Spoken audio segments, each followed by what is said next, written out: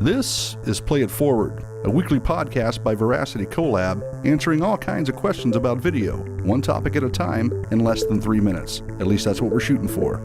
Here we go. Bub Coons here, Charlie Matz, the product of Chuck Norris and Kira Sedgwick, right to my right. Today on Play It Forward, we're going to be talking about the enhanced screencast video, right? This is the longest titled video we'll ever cover, and also a very underrated resource, and you'll find out why. 3 things you're going to take home on this episode. 1, you're going to grasp what the enhanced screencast video is. 2, we're going to tell you when best to use it. And 3, we're going to give you some tips, tricks, expert advice on how to best make this a winner for you. Charlie, the heck is an enhanced screencast video, and why did we add enhanced?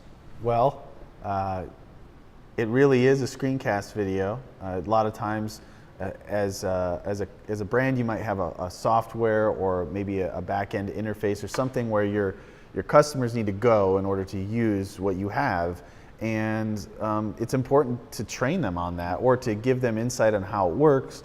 There's many different reasons why you might use a screencast to show a customer something important with detail. Now, enhanced, we typically take those and we put motion graphics over them. Sometimes we'll recreate that user interface with the graphics so that you can really blow it up and punch in with quality, so that you can really make the point clear to the audience of what they're supposed to be doing and why it's important of what you're saying.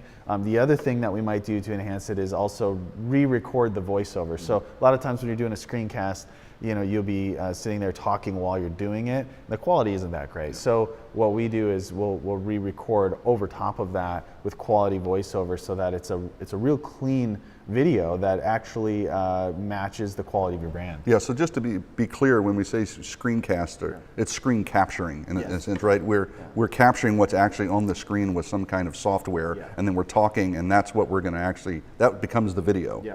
So when you're saying that we can add elements to that to bring it to life, we can re-record the voiceover, and we can even add music to that to kind of enhance the whole experience.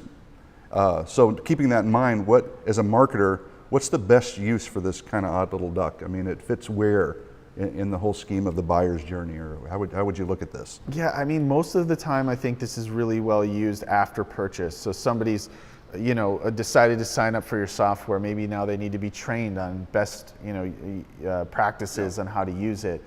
Perhaps they actually can't even use the software unless they understood how to get in and create an account or do different things. So I really think it's post-purchase.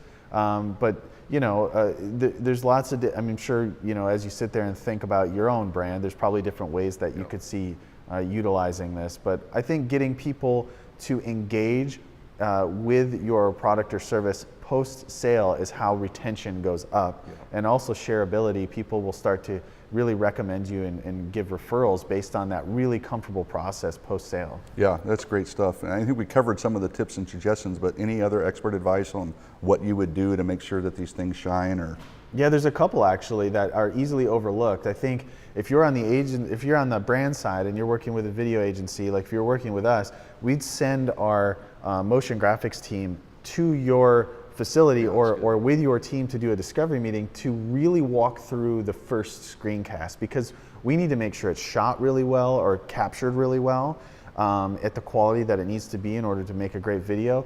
Also, we need to know and coach a little bit on the voiceover and what we're actually saying and how that's going to be done. Perhaps there's a script that needs to be written. I think you really need to walk through what are we trying to accomplish, who's our audience, and then decide, do we need a script, how should this be captured, and really what does the brand look like when it's in motion, using different aspects of the motion design and the sound and the voiceover. Yeah, that's really good stuff. That's all we have time for today. Next week we're going to be talking about the conference opener video. And you think you know what I'm talking about, there's always something fresh you're going to find out on Play It Forward. All right, until then, we'll catch you next time. Adios. Remember to follow us on social, and if you like what you heard today, please play it forward.